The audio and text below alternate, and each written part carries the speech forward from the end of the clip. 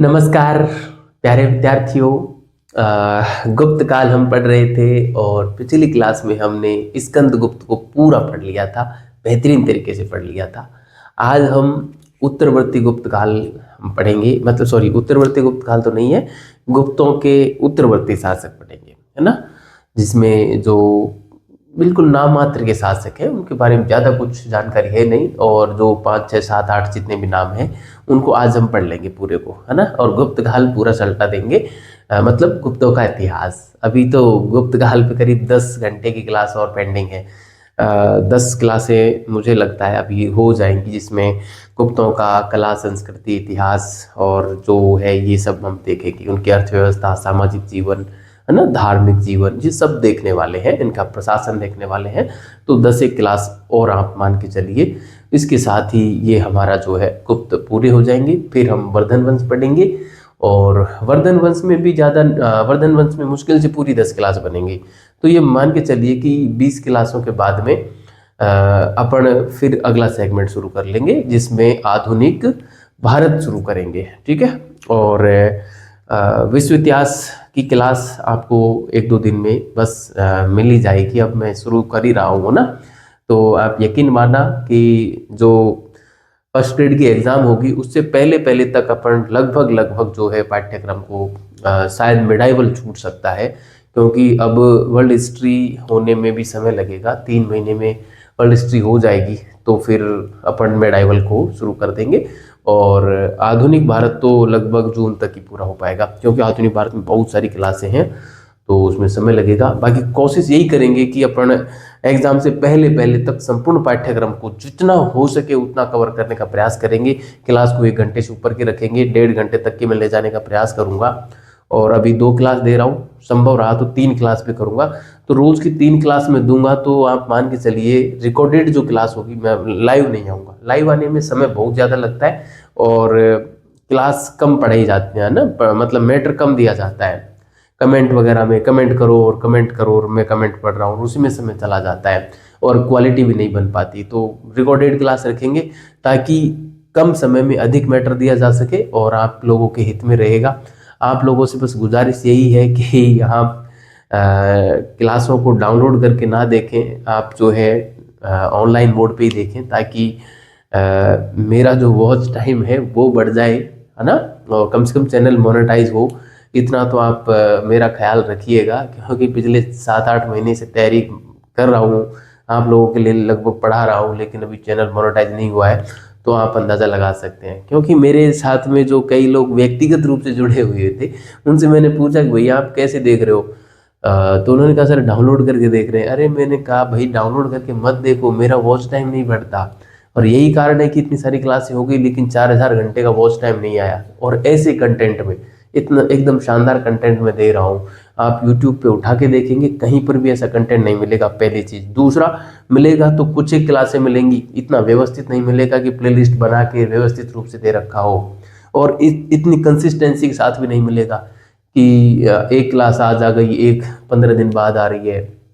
ऐसे करके कई सालों में जाके वो एक सेगमेंट करवा सकते हैं, जैसे प्राचीन करवा दिया, लेकिन मैंने कंटिन्यू करवाया है। राजस्थान इतिहास पूरा करवा दिया, प्राचीन लगभग खत्म होने को है, वर्ल्ड हिस्ट्री शुरू कर देंगे, और फिर आधुनिक भारत अगले महीने मार्च, 10 मार्च के आसपास जो है अपन आधुनिक भारत भी शुरू कर देंगे, है ना। तो आप बने रहें और अधिक से अधिक इसको शेयर करें विद्यार्थियों। देखो, आप शेयर करोगे तो ही मेरे अंदर एक ताकत बनी रहेगी, मोटिवेशन बना रहेगा, वरना मैं अकेला कहाँ तक इसको खींचूंगा, है ना। तो फिर अन्य लोगों की तरह मैं भी एक यूट्यूबर बन जाऊंगा, 5 10 मिनट का वीडियो लेके आऊंगा कि इसमें इतनी कट ऑफ रहेगी, कट ऑफ का सबसे सटीक आंकड़ा ये, वैकेंसी ये आ गई, ये वो, बस फालतू के वीडियोज बनाकर और विद्यार्थियों को गुमराह कर देते हैं वो लोग। और उनके वीडियो चलते भी ज़्यादा है, उनमें व्यूज़ भी ज़्यादा आते हैं। तो ऐसा आपने देखा होगा, मैंने अभी तक ऐसा कोई भी वीडियो नहीं बनाया, कट ऑफ का आज तक एक भी वीडियो नहीं बनाया। कोई वैकेंसी आई है उसका मैंने नहीं बनाया, क्योंकि दुनिया भर की सोशल साइट्स पड़ी हुई हैं, वहाँ से सूचना मिल ही जाती है। हम क्या यूट्यूब पे वीडियो बनाएं उसमें, और मेरे पास उतना समय भी नहीं है। सही बात तो ये है, क्योंकि मैं इतिहास पढ़ने में, पढ़ाने में इतना व्यस्त रहता हूँ और लिखने में, कि मेरे को ये इधर उधर के वीडियो बनाने में मज़ा भी नहीं आता और समय भी नहीं मिलता। खैर चलिए, अब हम पढ़ते हैं उत्तरवर्ती, या मैं कहूँ कमजोर उत्तरवर्ती शासक, उत्तरवर्ती तो खैर क्या ही कहे, उत्तरवर्ती बाद में आएगा ना, जैसे गुप्त काल खत्म हो जाएगा उसके बाद में उत्तरवर्ती गुप्त काल भी चलेगा वर्धन वंश के साथ साथ में, है ना, वो उसको हम उत्तरवर्ती गुप्त काल बोलते हैं। लेकिन ये है कमजोर उत्तराधिकारी, ऐसे हम लिख सकते हैं, है ना, कमजोर उत्तराधिकारी, ठीक है, कमजोर उत्तराधिकारी शासक, कमजोर उत्तराधिकारी शासक, ये गुप्तों के हैं ना, गुप्त शासक ऐसे लिख देना, मैंने थोड़ा सा मैंने लिख दिया था तो मैंने सोचा चलो ये ऐसे हम करेंगे, ठीक है। और अब ये कमजोर उत्तराधिकारी शासक आ गए, इसमें कई व्यक्तियों के नाम के कई शासकों के नाम आते हैं, जिसमें हमारे देखो एक तो आ जाता है पुरुगुप्त, है ना, पुरुगुप्त को पढ़ेंगे जो कि स्कंदगुप्त का उत्तराधिकारी है। पुरुगुप्त के बाद में कुमारगुप्त सेकंड, फिर पढ़ेंगे बुद्धगुप्त को, ठीक है। बुद्धगुप्त के बाद गुप्त एक साथ 3 शासक हो गए थे गुप्तों में, है ना, भानुगुप्त और नरसिंहगुप्त और एक वेण्युगुप्त। भानुगुप्त मालवा में शासन करता था, नरसिंहगुप्त मगध में शासन करने लगा और वेण्युगुप्त बंगाल में शासन करने लगा। ये तीनों एक साथ शासन कर रहे थे एक समय में अलग अलग स्थानों पर, है ना, मतलब सामंतवाद आ गया था एक तरीके से, पूर्ण रूप से सामंतवाद आ गया था, ये मान के चलिए। उसके बाद अगला जो शासक बनेगा भानुगुप्त के बाद में यहाँ पे शासक बना चंद्रगुप्त तृतीय, है ना, और फिर जो शासक बना अगला वो बना कुमारगुप्त तृतीय, एक कुमारगुप्त तृतीय बना, है ना। कुमारगुप्त तृतीय जो बना वो नरसिंहगुप्त बालादित्य के स्थान पर मगध में बना था, है ना। और अंतिम जो शासक था वो था विष्णुगुप्त, जिसको हम चंद्रादित्य भी कहते हैं, ठीक है। तो बस इतने शासक हैं, ये आज की क्लास में पढ़ना है, ये 7-8 नाम हैं, इनके बारे में कुछ कुछ जानकारी है लेकिन बड़ी महत्वपूर्ण है। जैसे अंतिम गुप्त शासक कौन था, मैंने यूट्यूब पे अपना जो यूट्यूब कम्युनिटी होती है वहाँ पे पोल डाला था, 3-4 क्वेश्चन मैंने डाले, उसमें ये डाला कि अंतिम गुप्त शासक कौन था। अधिकांश लोगों का सवाल गलत था, मात्र 17% लोगों ने उस सवाल को सही दिया है। आप सोचिए ये प्रश्न नहीं आता कि अंतिम गुप्त शासक कौन था, वह पहला गुप्त शासक कौन था जिसने बौद्ध धर्म स्वीकार किया। इस सवाल को भी अधिकांश लोगों ने 50% लोगों ने भी सही नहीं किया। तो ये कंडीशन है, वन लाइनर सवाल हमसे हो नहीं रहे हैं तो कैसे पार पड़ेगी। और मैं बता रहा हूँ पेपर बड़ा खतरनाक आएगा। मैंने जो टेस्ट सीरीज बनाई थी ना उस लेवल का पेपर आएगा। लोग मेरी टेस्ट सीरीज को ये कह रहे हैं सर आपकी टेस्ट सीरीज बहुत कठिन होती है, या मतलब आप जो बनाते हैं पेपर उसका लेवल प्रोफेसर के जैसा होता है। मैं कह रहा हूँ बहुत चक्के निकल जाएंगे लोगों के जब आरपीएससी का पेपर देखोगे ना, स्कूल वाक़या का भी बड़ा जटिल आएगा। और यहाँ पर आप जितना कठिन पेपर सॉल्व करके जाओगे उतना ही आपको एग्जाम हॉल में फायदा मिलेगा, है ना। तो चलिए हम यहाँ पे बात करते हैं पुरुगुप्त के। पुरुगुप्त स्कंदगुप्त का उत्तराधिकारी था, उसके बारे में हमको जानकारी जो है भीतरी स्तंभ लेख से जानकारी मिल जाती है ना। भीतरी का जो मुद्रा लेख है, भीतरी आपको पता होगा मैंने करवाया है, पिछली क्लास में करवाया था, पिछली क्लास में नहीं उससे पहले वाली क्लास में करवाया था। भीतरी गांव हमारे उत्तर प्रदेश के गाजीपुर में पड़ता है ना। तो वहां से हमको एक मुद्रा लेख मिला है जिसमें पुरुगुप्त को कुमारगुप्त व अनंत देवी का पुत्र बताया गया है ना। कुमारगुप्त व अनंत देवी का पुत्र बताया गया है पुरुगुप्त को ना। मैं यहाँ पे हेडिंग डाल देता हूँ पुरुगुप्त पहले 1 नंबर में डाल के, और फिर लिख रहा हूँ पुरुगुप्त, है ना, पुरुगुप्त। ये ध्यान रखना पुरुगुप्त अच्छा नाम है। और यहाँ से सवाल जो है पूछे जा सकते हैं। बहुत लंबा इनका कार्यकाल रहा नहीं था, 467 तक तो स्कंदगुप्त हमने पढ़ाई था, गढ़वा अभिलेख में जानकारी मिल जाती है।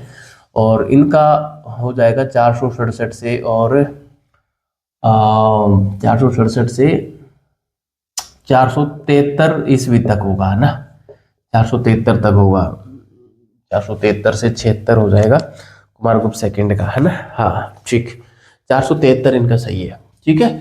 तो इनकी जानकारी भीतरी मुद्रा लेख से मिल जाती है कि ये कुमारगुप्त, इसमें कुमारगुप्त और अनंत देवी का पुत्र इनको बताया गया है। ये बात आपको ध्यान में रखनी है।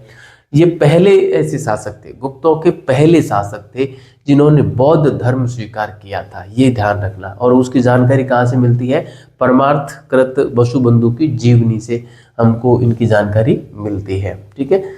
एक ये बात आपको ध्यान रखनी है। और इनके बारे में क्या बात है कि इनके जो सिक्के हैं, इनके सिक्कों पर हमको प्रकाशादित्य श्री की उपाधि मिलती है। किसकी?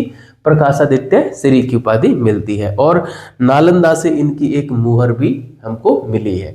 4 ये फैक्ट है बस, इसके अलावा इसमें कुछ नहीं है।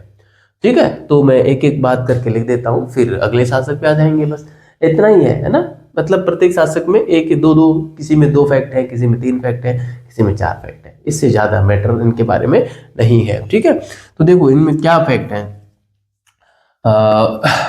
भीतरी मुद्रा लेख, भीतरी कहाँ पड़ता है मैंने अभी बता दिया। भीतरी मुद्रा लेख से जानकारी मिलती है कि जानकारी मिलती है कि जानकारी मिलती है कि पुरुगुप्त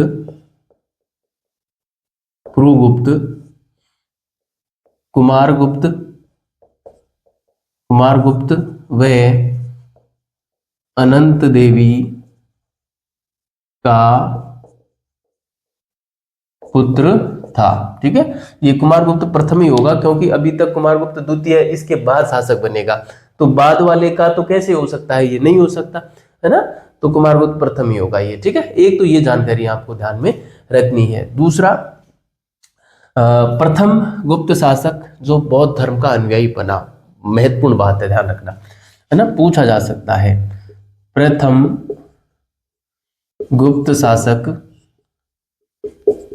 गुप्त शासक जो बौद्ध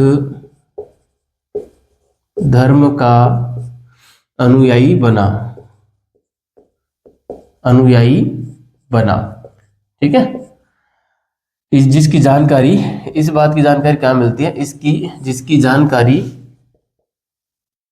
जिसकी जानकारी परमार्थकृत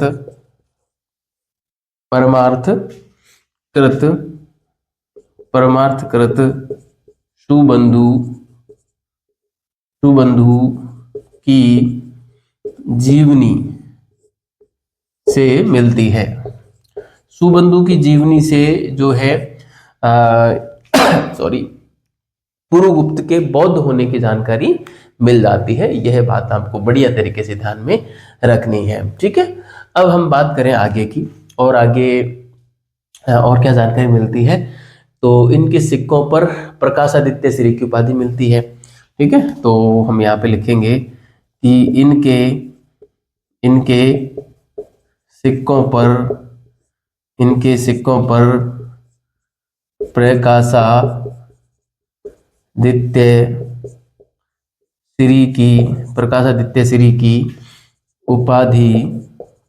श्री की उपाधि मिलती है। ठीक है, इनकी सिक्कों पर प्रकाशादित्य श्री की उपाधि मिलती है। और एक क्या है, एक ये है कि इनके जो मुद्रा, इनकी एक मुहर जो है वो हमको नालंदा से भी मिली है। यह बात भी हमको ध्यान में रखनी है ना। इनकी एक मुहर,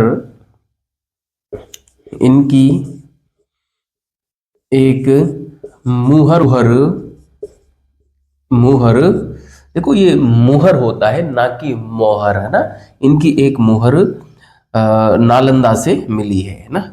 इनकी एक मुहर नालंदा से मिली है। ठीक है, यह बात आपको ध्यान में रखनी है कि इनकी एक मुहर जो है वो हमको कहाँ से मिली है, नालंदा से मिली है। तो ये 4 बातें पुरुगुप्त में महत्वपूर्ण है। इससे ज्यादा आपको पढ़ने की आवश्यकता मुझे नहीं लगता कि हो, और यहाँ से ज्यादा गहराई से सवाल बनेगा भी नहीं। ठीक है, चलिए मैं अगला शासक का हेडिंग डालता हूँ। अगला शासक जो हम पढ़ेंगे वो पढ़ेंगे कुमारगुप्त द्वितीय को।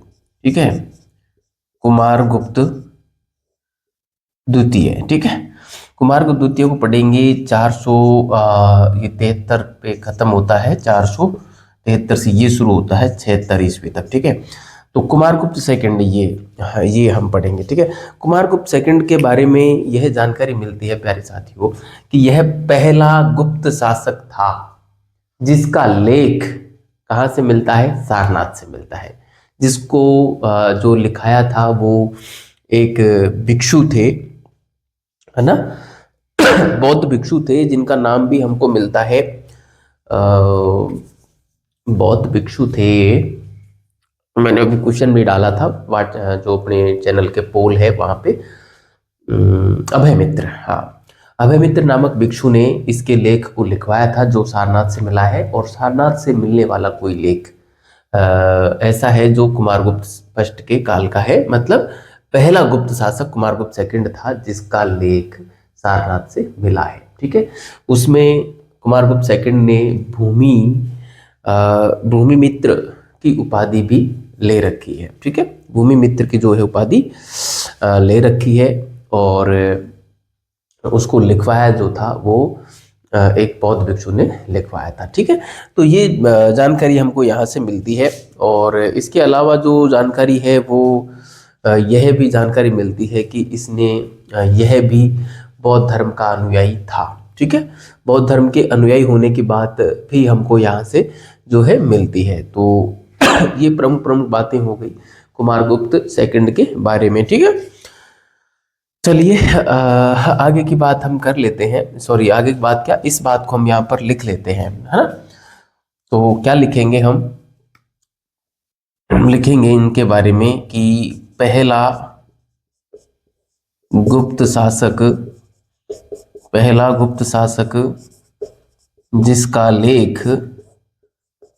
जिसका लेख कहाँ से मिला है? सारनाथ से मिला। सारनाथ एक महत्वपूर्ण स्थान है, इसलिए इस ऐसा पूछा जा सकता है कि सारनाथ से मिलने वाला लेख, है ना, किसी गुप्त शासक का। अन्यथा तो बहुत सारे स्थान है, कहाँ कहाँ का प्रथम हम मानेंगे, है ना।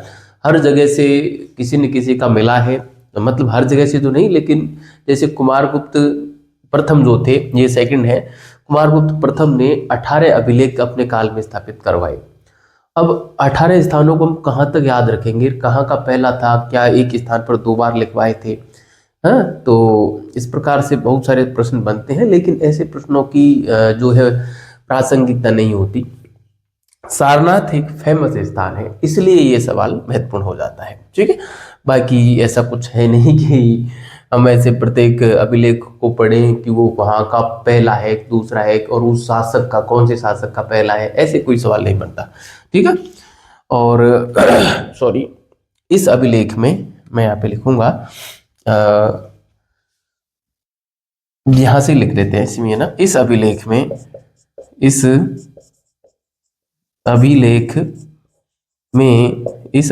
में कुमारगुप्त ने भूमि रक्षित की उपाधि है। अभी मैंने शायद भूमि मित्र बोला था ना, भूमि मित्र की उपाधि नहीं, भूमि रक्षित की उपाधि है ना। इस अभिलेख में कुमारगुप्त ने भूमि रक्षित की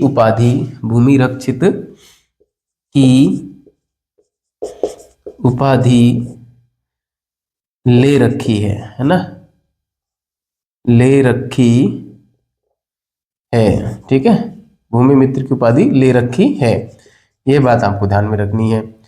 और इसको जो स्थापित करवाया था वो एक बौद्ध भिक्षु थे जिनका नाम था अभय मित्र।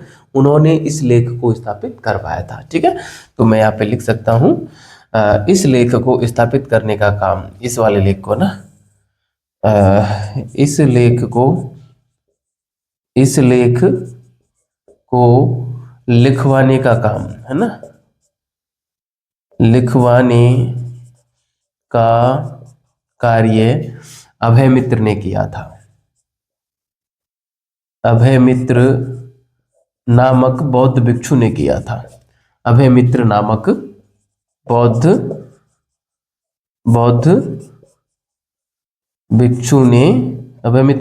भिक्षु ने किया था। ठीक है, अभय मित्र नामक बौद्ध भिक्षु ने किया था। यह बात आपको ध्यान में रखनी है। इसके अलावा सॉरी, यह जो लेख है वो 473 ईस्वी का है, एक ये बात भी आपको ध्यान रखनी है। और कुमारगुप्त सेकंड जो था ये भी बौद्ध धर्म का अनुयायी था, यह जानकारी भी हमको मिल जाती है। ठीक है, तो इसमें ज़्यादा कुछ है नहीं, हम यही लिखेंगे कि यह जो लेख है ना ये 473 ईस्वी का है। ठीक है, यह लेख 473 ईस्वी का है, एक बात तो ये ध्यान रखनी है। और दूसरी जो ध्यान में रखनी है वो ये है कि यह भी यानी कि कुमारगुप्त भी यह भी बौद्ध अनुयायी था, यह भी बौद्ध अनुयायी था, यह बात आपको ध्यान में रखनी है। और इसी के साथ हमारा कुमारगुप्त द्वितीय से संबंधित जो बातें हैं वो हमारी यहाँ पर पूरी हो जाती हैं। ठीक है, आप इसको बढ़िया तरीके से उतारें। और सॉरी, अब हम आगे की बात करते हैं। अगला जो शासक है उसकी हम बात करेंगे। ठीक है, अगले शासक में हम बुद्धगुप्त की बात करेंगे। ठीक है, बुद्धगुप्त की जानकारी हमको इस सारनाथ लेख से भी मिल जाती है। सारनाथ लेख में इसको जो है कुमारगुप्त का पुत्र, सॉरी सॉरी सॉरी, हाँ, इस लेख से भी इसकी जानकारी मिल जाती है, इतना पता है ना इसकी बुद्धगुप्त की। बाकी बुद्धगुप्त के हमको 2 ताम्र लेख मिलते हैं, है ना, ताम्र लेख मिले हैं। वो मिले हैं, एक दामोदरपुर से मिला है और एक पंढरपुर से मिला है। ठीक है, दामोदरपुर और पंढरपुर से मिला है।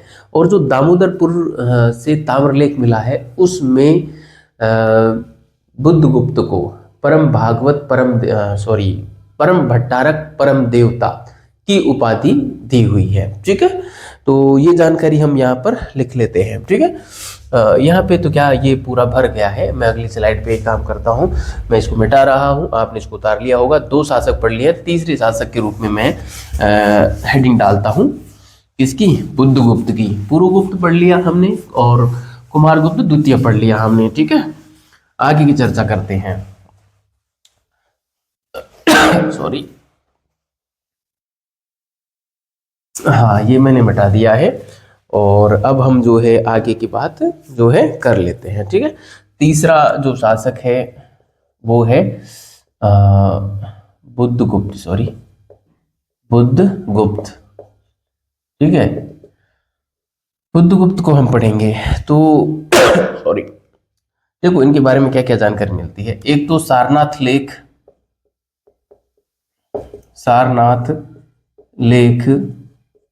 से इसकी जानकारी मिलती है, इसकी जानकारी मिलती है। मतलब सारनाथ लेख से इसकी जानकारी मिलती है कि 476 में, और जो है बुद्धगुप्त का शासन जो था वो प्रारंभ हो गया था, यह जानकारी मिलती है। ठीक है, और 476 से और इसका जो शासन है करीब 18 साल तक रहा था। मतलब 494 तक रहा था ना, तो 494 ईस्वी तक इनका जो है शासन काल रहा था। वैसे ये याद रखने की आवश्यकता नहीं है, लेकिन मैंने बस ऐसे ही लिख दिया। ठीक है, हम भी आज नहीं करते, मैं भी आज ही पढ़ के आया हूँ इसका शासनकाल, मेरे को कुछ पता नहीं था पहले। ठीक है, तो सारनाथ लेख से इसकी जानकारी मिल जाती है। इसके इसके समय के 2 ताम्रपत्र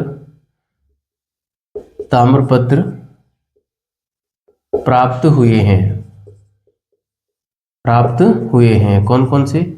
एक तो मिला है दामोदरपुर ताम्रलेख, दामोदरपुर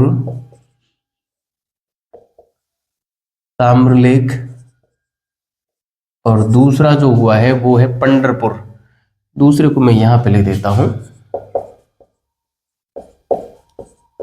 पंढरपुर ताम्रलेख। ठीक है, तो ये 2 मिले हैं। इसमें से दामोदरपुर ताम्रलेख में इसको परम भट्टारक परम देवता की उपाधि दी गई है। ठीक है, आप ये ध्यान कर लेना।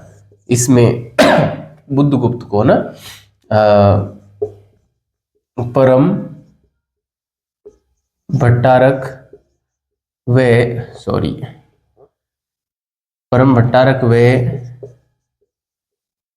परम देवता किसको कहा गया है? बुद्धगुप्त को, है ना। बुद्धगुप्त की उपाधि मिलती है, ठीक है। बुद्धगुप्त की जो उपाधि है वो इसमें परम भट्टारक परम देवता मिलती है, किसमें? दामोदरपुर ताम्रलेख में, ठीक है। तो ये था बुद्धगुप्त। इसके अलावा बुद्धगुप्त के बारे में जो जानकारी मिलती है ना, वो यह भी मिलती है कि वेनसांग जो आया था वो ये कहता है कि बुद्धगुप्त ने और सॉरी नालंदा में बौद्ध विहार हेतु दान दिया था, है ना। बौद्ध विहार हेतु दान दिया था। इस आधार पर ऐसा लगता है कि यह भी बौद्ध अनुयायी था, ठीक है। और इसके सोने के सिक्के भी हमको मिले हैं, सोने की मुद्रा इसकी मिली है जिसके ऊपर श्री विक्रम और मयूर का अंकन मिलता है। अब ध्यान रखना, श्री विक्रम और मयूर का अंकन, देखो मयूर का अंकन तो मयूर के अंकन वाली मुद्रा किसने चलाई थी? कुमारगुप्त प्रथम ने चलाई थी। आपको याद होगा कि मयूर कार्तिकेय प्रकार की जो मुद्रा थी वो संपूर्ण गुप्त काल की सर्वश्रेष्ठ मुद्रा थी और वो कुमारगुप्त फर्स्ट ने चलाई थी। मैंने आपको करवाया, गरुड़ जो प्रकार की शैली थी उसके स्थान पर मयूर प्रकार की शैली की मुद्रा कुमारगुप्त प्रथम ने चलाई थी। Very important fact. लेकिन ये प्रश्न यहां पे बन सकता है, ध्यान रखना। और श्री विक्रम उपाधि किसकी मिलती है? चंद्रगुप्त द्वितीय की मिलती है। विक्रमादित्य, श्री विक्रम, अजित विक्रम, है ना, बहुत सारी उपाधियां उनकी मिलती हैं। तो लेकिन मयूर और श्री विक्रम के अंकन वाली मुद्रा किसकी है, ऐसा सवाल बन सकता है। और ऐसे सवाल में लोग श्री विक्रम के नाम पर चंद्रगुप्त द्वितीय की तरफ जा सकते हैं और मयूर के नाम से कुमारगुप्त प्रथम की तरफ जा सकते हैं। लेकिन आपको ध्यान रखना है, आप बुद्धगुप्त की ओर आएंगे, ध्यान रखना, ये सवाल बन सकता है, ठीक है। तो मैं यहाँ पर लिख देता हूं इन दोनों बातों को। और इसके बाद जो गुप्तों का शासन था वो 3 भागों में बट गया था। मालवा में अलग एक शासन का केंद्र बन गया, मगध में अलग बन गया और बंगाल में अलग बन गया था, ठीक है।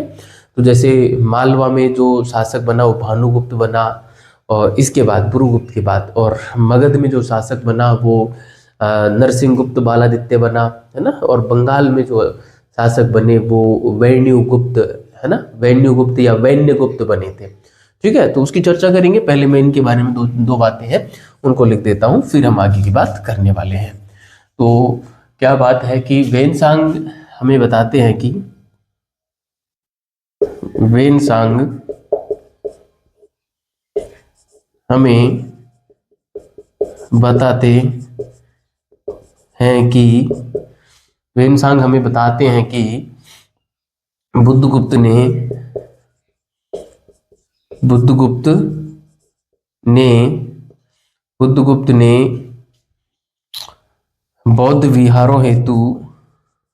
बौद्ध विहारों हेतु नालंदा में दान दिया था। नालंदा में दान दिया था, ठीक है। बौद्ध विहारों हेतु नालंदा में दान दिया था। यह बात हमें सॉरी कौन बताते हैं? वेनसांग बताते हैं बुद्धगुप्त के बारे में। इस आधार पर ऐसा लगता है कि बुद्धगुप्त भी बौद्ध अनुयायी था, ठीक है। इस आधार पर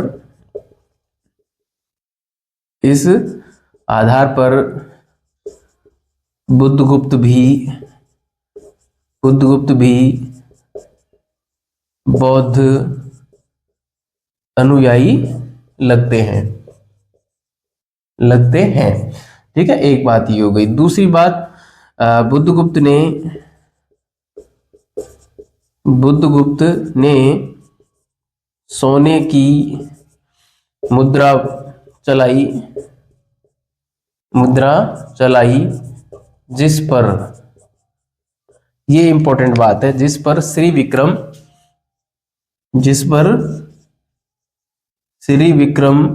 व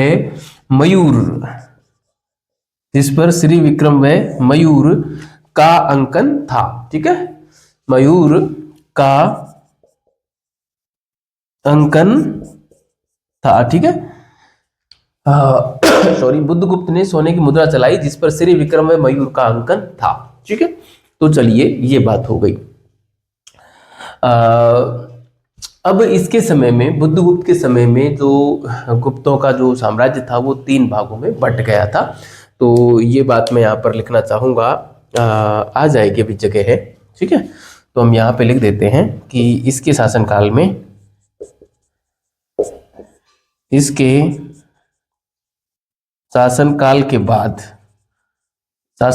बाद गुप्त राज्य 3 भागों में बट गया। 3 भागों में बट गया। कैसे कैसे बटा, देखो, एक तो मालवा, मैं रेड कलर से लिखना चाहूंगा। एक तो मालवा में शासन की सत्ता स्थापित हुई, एक हुई मगध में, है ना, और एक हुई बंगाल में, ठीक है। इस प्रकार से एक साथ गुप्त सत्ता 3 जगह काम करने लगी। यहाँ पे मालवा में तो जो शासन कर रहे थे वो कर रहे थे भानुगुप्त, है ना, भानुगुप्त, वही एरण अभिलेख वाला जो आपने खूब पढ़ा है हमने पहले छोटी पुस्तकों में। और मगध में जो शासन करते थे वो करते थे नरसिंह गुप्त बालादित्य, है ना, नरसिंह गुप्त, है ना, जिनकी उपाधि हुआ करती थी बालादित्य की। कई बार ये पूछ लिया जाता है, नरसिंह गुप्त बालादित्य। और मगध में जो शासन कर रहे थे वो वैन्यू गुप्त कर रहे थे, वैन्यू गुप्त या वैन्यू गुप्त, है ना, वैन्यू गुप्त, ठीक है। ये यहाँ पे शासन कर रहे थे। तो इस प्रकार से इनके शासनकाल के बाद गुप्तों का जो राज्य था वो 3 पार्टों में डिवाइड हो गया था, मगध, मालवा, बंगाल में, ठीक है।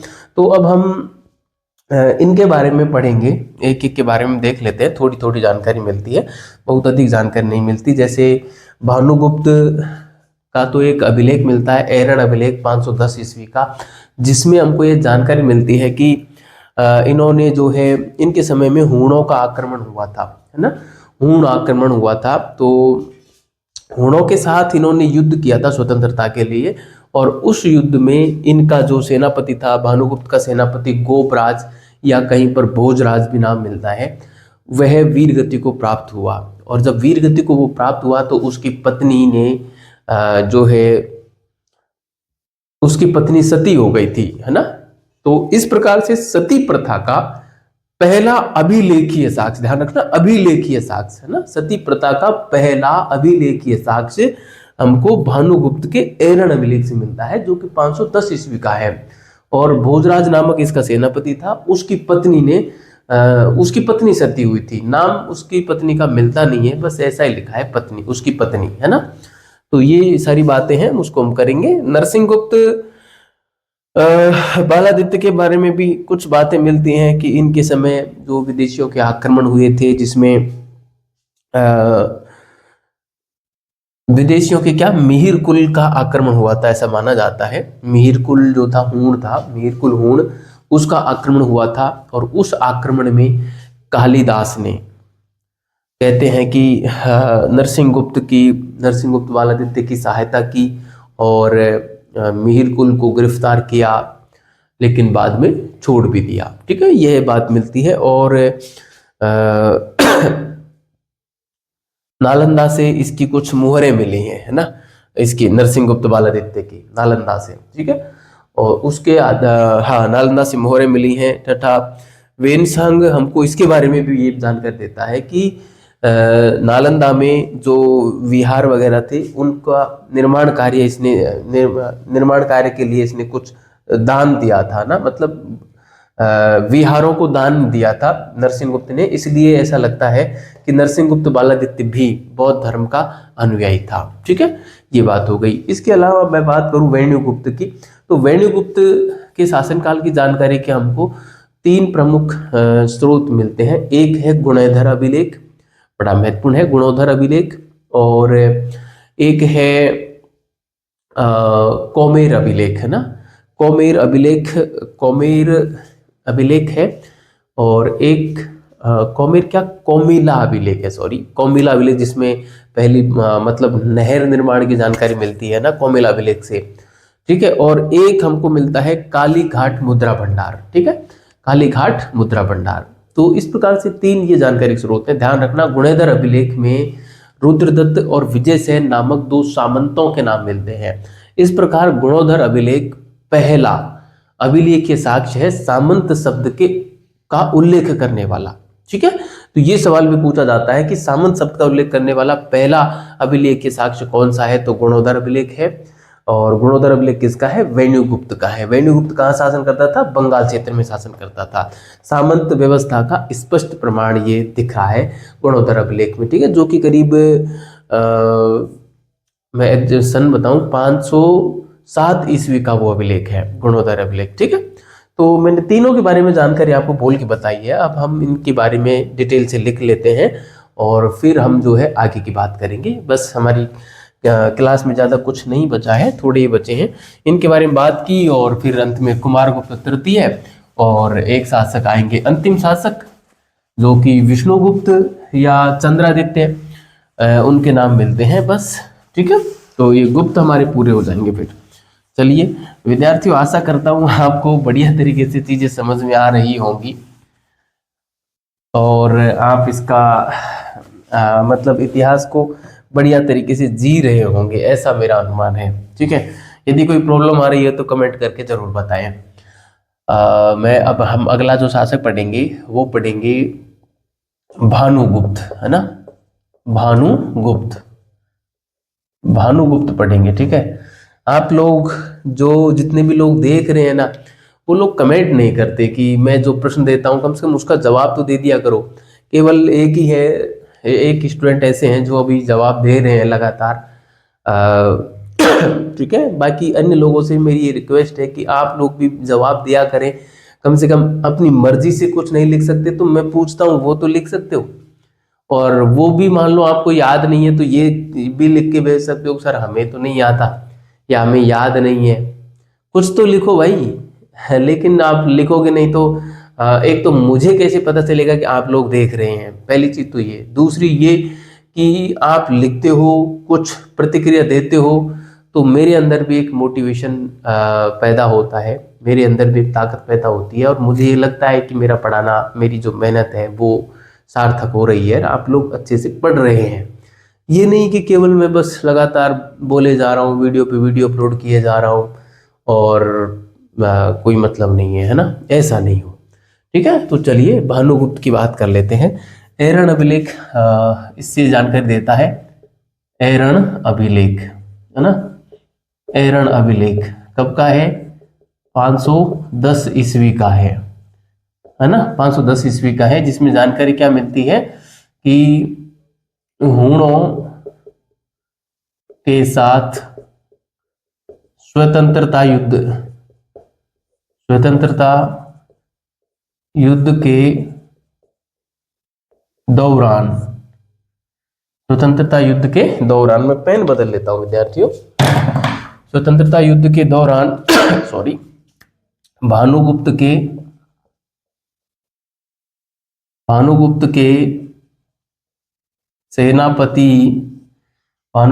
सेनापति गोपराज या इसको भोजराज भी कहीं पर मिल जाता है, गोपराज या भोजराज, मारे गए या शहीद हो गए तब इनकी पत्नी सती हुई। ठीक है, ये जानकारी मिलती है। इस प्रकार मैं आप लिख सकता हूं, इस प्रकार सती प्रथा का पहला अभिलेखीय साक्ष्य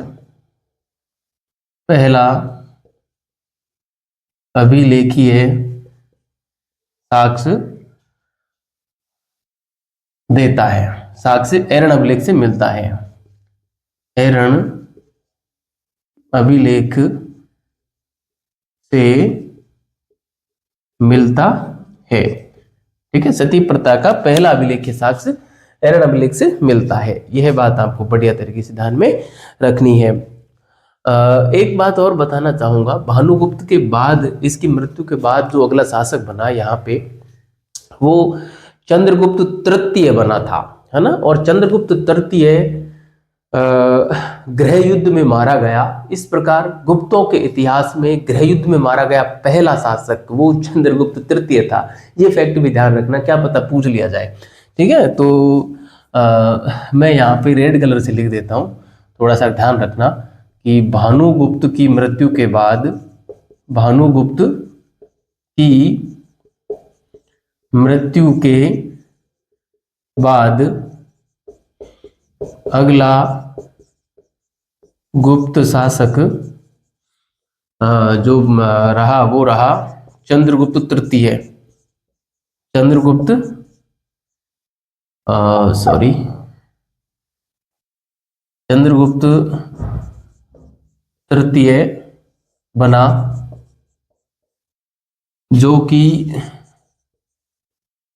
जो कि गृह युद्ध में, जो कि गृह युद्ध में मारा गया।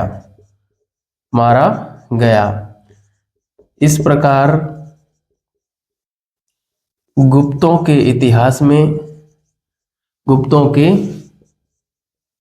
इतिहास में गृह युद्ध में मारा जाने वाला, गृह युद्ध में मारा जाने वाला पहला शासक बना। मारा जाने वाला पहला शासक चंद्रगुप्त तृतीय बना। चंद्रगुप्त थर्ड बना। ठीक है, तो ये बात आपको ध्यान में रखनी है। और अब हम बात करते हैं सॉरी नरसिंहगुप्त बालादित्य की। ठीक है, नरसिंहगुप्त बालादित्य की हम बात करते हैं अगले शासक के रूप में। तो मैं यहाँ पे हेडिंग डाल देता हूं,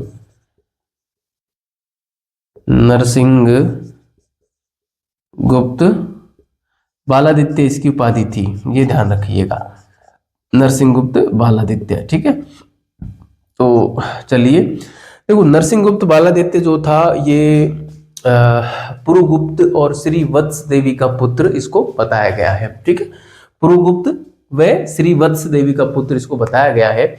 और इसके काल में मिहिरकुल हूण का आक्रमण हुआ, और उस आक्रमण में कालिदास कालिदास तो चंद्रगुप्त द्वितीय के काल में था। कालिदास कहाँ से सहायता करेगा, सॉरी कालिदास नहीं था, सॉरी आर्यभट्ट था। हाँ, आर्यभट्ट जिसका जन्म 475 के आसपास हुआ था। और ये बात है बिल्कुल 510 तक इसका शासनकाल रहता है यहाँ पे, है ना, 510 तक रहता है, ध्यान रखना। तो आर्यभट्ट था। हाँ, आर्यभट्ट ने जो है मिहिरकुल के विरोध में और नरसिंहगुप्त बालादित्य का साथ दिया, और इसने जो है मिहिरकुल को गिरफ्तार कर लिया। लेकिन फिर बाद में मिहिरकुल को छोड़ भी दिया कि जा जी ले अपनी जिंदगी। इस प्रकार से जो है इसने जो है यहाँ पर छोड़ दिया था। और नालंदा से इसकी मोहरें मिली हैं, जिसमें इसने परम भागवत की उपाधि धारण की गई है, कर रखी है, यह भी आपको ध्यान में रखना है। मगर जो वेनसांग है, वेनसांग हमको यह कहता है कि नरसिंहगुप्त बालादित्य ने और नालंदा में महाविहारों को दान दिया था। इस आधार पे ऐसा लगता है कि नरसिंहगुप्त बालादित्य जो था ये बौद्ध धर्म का अनुयायी था। और हाँ, सुबंधु नामक जो बौद्ध भिक्षु था उससे इसने दीक्षा भी ली थी, मतलब बौद्ध धर्म की शिक्षा भी ग्रहण की थी, ये बात भी ध्यान रखना। तो इस आधार पर भी ऐसा लगता है कि यह बौद्ध धर्म का अनुयायी रहा होगा, है ना। और आर्य मंजूश्री मूलकल्प भी इसको बौद्ध धर्म का अनुयायी बताता है। मगर एक ही बात है, परम भागवत की उपाधि जो नालंदा से इसकी मुद्रा मिली है उस पर परम भागवत की उपाधि होना वो दर्शाता है कि यह वैष्णव धर्म का अनुयायी था, क्योंकि परम भागवत उपाधि किसकी है, वैष्णव धर्म की है। ये जानकारी मिलती है, ज़्यादा कुछ है नहीं। तो चलिए हम एक एक बात इनके बारे में लिख डालते हैं। सबसे पहले तो पुरुगुप्त का पुत्र इनको बताया गया है, पुरुगुप्त और श्रीवत्स देवी का। ठीक है, तो यहाँ पे हम लिखें पुरुगुप्त व श्री वत्स देवी का पुत्र था, पहली बात। दूसरी बात कि इसके काल में किसका आक्रमण हुआ था? इसके काल में मिहिर कुल हूण का आक्रमण हुआ। मिहिर कुल हूण का आक्रमण हुआ, मिहिर कुल हूण का आक्रमण हुआ, ठीक है। सॉरी। आर्यभट्ट बड़ा विद्वान आदमी थे ना, आर्यभट्ट के बारे में डिटेल से पढ़ेंगे हम कला संस्कृति में। आर्यभट्ट ने नरसिंह का साथ दिया, नरसिंह का साथ दिया। मिहिर कुल गिरफ्तार हुआ मगर छोड़ दिया गया। मिहिर कुल गिरफ्तार किया मगर छोड़ दिया गया।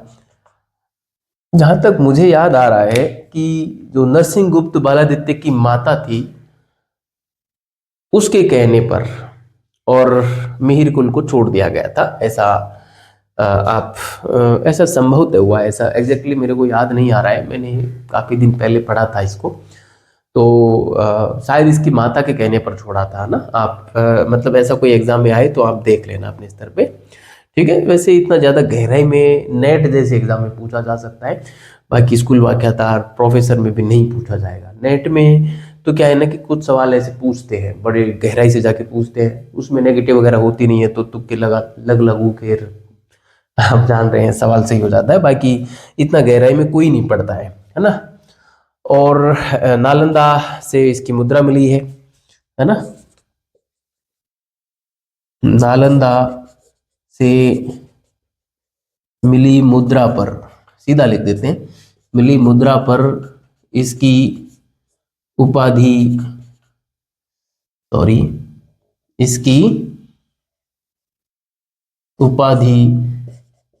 परम भागवत मिलती है, परम भागवत मिलती है, ठीक है। अब परम भागवत उपाधि किसकी सूचक है? वैष्णव धर्म के अनुयायी होने की सूचक है। लेकिन बहुत सारे जो स्रोत ऐसे हैं वो इसको नरसिंह गुप्त बालादित्य को क्या होना बताते हैं? बौद्ध होना बताते हैं। मैं इसको देखो, यहाँ पे आप ध्यान रखना, मैं यहाँ पे थोड़ी सी बात लिखना चाहूंगा, है ना, नरसिंह गुप्त बालादित्य के बारे में। देखो इसके बारे में क्या बात लिखूंगा कि कौन कौन से वो स्रोत हैं जो इसको बौद्ध होना बताते हैं। एक तो ये है कि नालंदा महाविहार में दान देना, ऐसा कौन कहते हैं?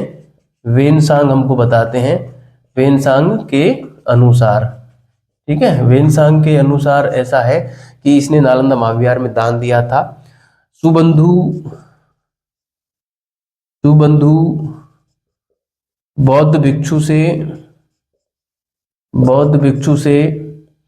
बौद्ध धर्म की शिक्षा ग्रहण की,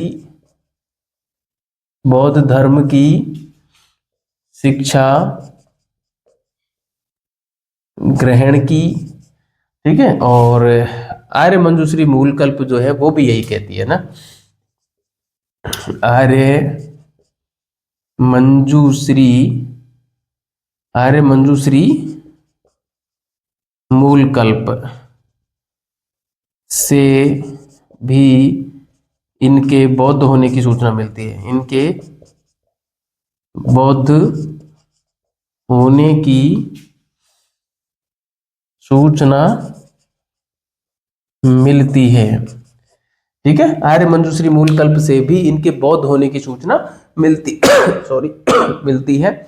ये थे हमारे नरसिंह गुप्त बालादित्य के बारे में जानकारी, ठीक है। सारी बातें जो थी वो मैंने यहाँ पे लिख दी हैं। इतना आप याद रख लोगे ना तो आप यकीन मानना कि इतिहास विषय की हर एग्जाम को पास करने का मादा आप रखते हैं फिर, ठीक है। चलिए आगे की बात कर लेते हैं। वैण्यगुप्त को पढ़ते हैं, है ना, ठीक है। तो आप इसको उतारें और मैं हेडिंग डालता हूँ वैण्यगुप्त की, ठीक है। तो आपको बढ़िया से ये पूरा समझ में आ रहा होगा विद्यार्थियों और अब हम जो है आगे की चर्चा करते हैं। वैन्यगुप्त के बारे में 2-3 बातें हैं, ज़्यादा कुछ है नहीं, और फिर कुमारगुप्त तृतीय और अंतिम शासक आ जाएगा विष्णुगुप्त। ठीक है, और फिर आज की क्लास हमारी पूरी हो जाएगी। ठीक है, तो मैं हेडिंग डाल देता हूं वैन्यगुप्त। वैन्यगुप्त, ठीक है। तो वैन्यगुप्त की बात करेंगे हम।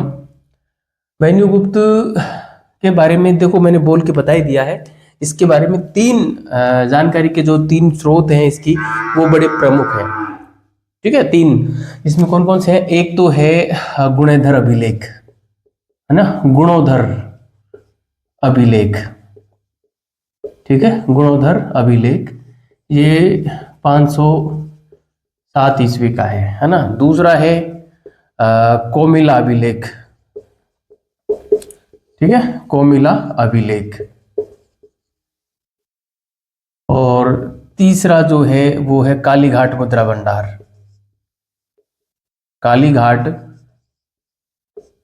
मुद्रा भंडार, ठीक है, कालीघाट मुद्रा भंडार। ये 3 इसके जानकारी के प्रमुख स्रोत हैं।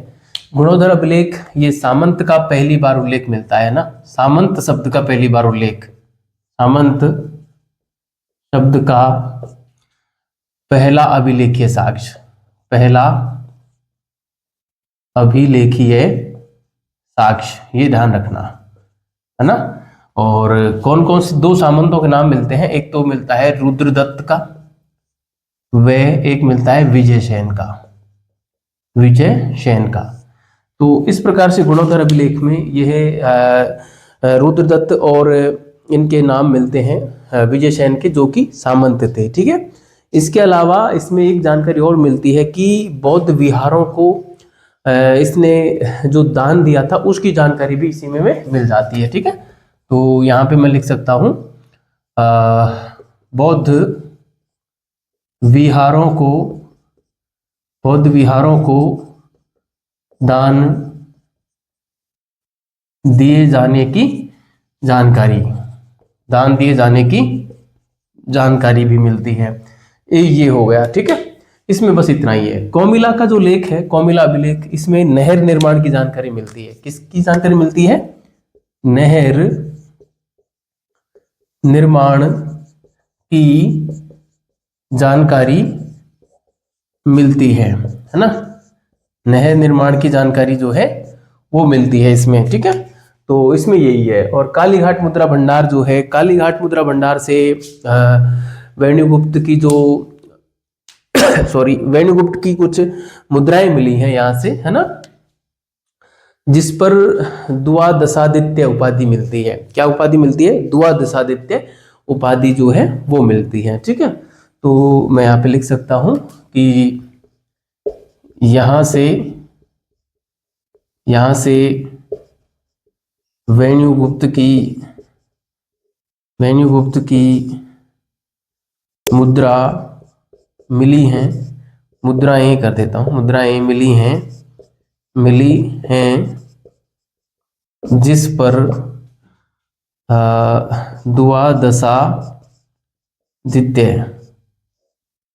द्वादशादित्य उपाधि मिलती है। ठीक है, द्वादशादित्य उपाधि मिलती है। तो ये था वैन्यगुप्त के बारे में। वैन्यगुप्त में एक ही प्रश्न सबसे बड़ा बनता है, वो गुणोधर अभिलेख का मिलता है। ये आप इसको थोड़ा सा मोस्ट लगा लेना और इसको भी थोड़ा सा जो है देख लेना। ये भी कोमिला लेख नहर निर्माण की जानकारी देता है, तो इसके बारे में भी जो है कई बार पूछ लिया जाता है। ठीक है, तो ये हो गया हमारा वैन्यगुप्त। अब मैं अगली शासक की बात कर लेता हूँ। अगला जो शासक रहेगा वो सेकंड लास्ट शासक मान लिए। ये क्रम कौन सा है मेरे को आइडिया नहीं है, इसलिए मैंने राइट का निशान लगा दिया। अगला जो शासक है वो है कुमारगुप्त तृतीय।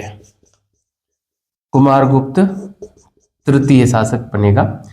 ठीक है, कुमारगुप्त तृतीय जो है इसके बारे में ज़्यादा कुछ जानकारी मिलती नहीं है। बालादित्य के बाद, मतलब नरसिंहगुप्त बालादित्य जो था उसके बाद यह मगध का शासक बना था, यह बात है इसके बारे में बस। ठीक है, तो नरसिंहगुप्त बाद देखो, ये वैण्यगुप्त था कहाँ का शासक, ये कहाँ का था, मैंने अभी बताया आपको, बंगाल क्षेत्र का, है ना, बंगाल का शासक था, मतलब बंगाल क्षेत्र का। और नरसिंहगुप्त बालादित्य था मगध का, है ना। तो मैं यहाँ पे लिख सकता हूं कि बालादित्य के बाद मगध का शासक बना, है ना, मगध का शासक बना, ठीक है।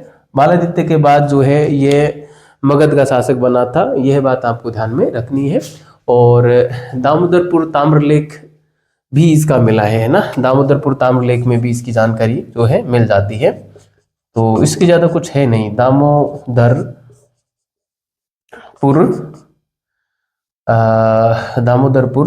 ताम्रलेख, ठीक है, दामोदरपुर ताम्रलेख में भी इसकी जानकारी मिल जाती है। इसके अलावा कुछ नहीं है बस। और अंतिम जो शासक है वो हमारा अगला शासक आ जाएगा विष्णुगुप्त, ठीक है, विष्णुगुप्त, जिसको चंद्रादित्य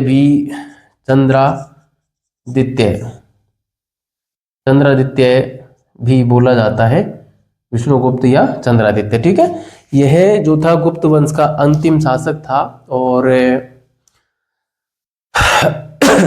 इसके बाद गुप्त वंश का पतन हो गया और विभिन्न राजवंश जो है, छोटे छोटे राजवंश इसके बाद स्थापित हुए भारत में, जिनको हम गुप्तोत्तर काल के नाम से जानते हैं, ठीक है। तो हम यहाँ पे लिखेंगे कि ये इसका जो काल था वो करीब 550 के लगभग तक रहा है, ईस्वी तक एग्जैक्ट मिलता नहीं है। अंतिम गुप्त शासक था, ये आप लिख दीजिए, अंतिम गुप्त शासक, ठीक है, अंतिम गुप्त शासक था। और इसके बाद विभिन्न राजवंश, यहाँ पे लिख देते हैं, चलो। इसके बाद गुप्त राज्य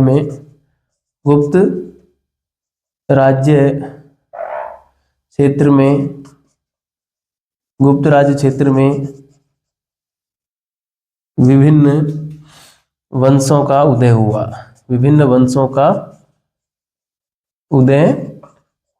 ठीक है, विभिन्न वंशों का उदय हुआ, जिन्हें गुप्तोत्तर वंश कहा जाता है। तो ये था प्यारे साथियों हमारे गुप्त वंश का अंतिम शासक, जिसकी बात हमने यहाँ पे की। और इसी के साथ ही हमारा जो गुप्त वंश है वो हमारा यहाँ पर पूरा होता है। अब हम अगली क्लास में गुप्त वंश की जो कला संस्कृति है उसके बारे में पढ़ेंगे, ठीक है। और फिर हम वर्धन वंश पे आ जाएंगे, जो कि इसके बाद ही करीब जैसे अभी ये समाप्त हो रहा है, करीब 550 के समथिंग, है ना, 50 एक वर्ष का और गैप आएगा, और करीब 607-8 के समथिंग जो है वर्धन वंश स्थापित होगा, जो कन्नौज उसकी राजधानी रहेगी, ठीक है। पुष्यभूति वंश, ये सारे गुप्तोत्तर वंश में आते हैं ना, मोखरी वंश, पुष्यभूति वंश। और हमारे यहाँ पे इधर को गुजरात साइड में चले जाएंगे तो एक वंश वहाँ पे स्थापित हुआ, है ना। और उत्तरवर्ती गुप्त वंश स्थापित हुआ, है ना। उत्तरवर्ती गुप्त वंश के संस्थापक तो कृष्णगुप्त थे, आपको ध्यान रहेगा, मैं यहाँ पे लिख दे रहा हूँ। उत्तरवर्ती गुप्त वंश का पूछा जा सकता है ना, देखो, उत्तरवर्ती गुप्त वंश के संस्थापक कौन थे? कृष्णगुप्त थे, ये सवाल पूछा जा सकता है, कृष्णगुप्त थे, ये ध्यान रखना, वर्धन वंश के समय थे ये ना, ठीक है। तो चलिए, ये था प्यारे साथियों हमारे गुप्त वंश पूरा हुआ। अगली क्लास में हम गुप्तों की संस्कृति वगैरह पढ़ेंगे, तब तक के लिए बहुत बहुत धन्यवाद।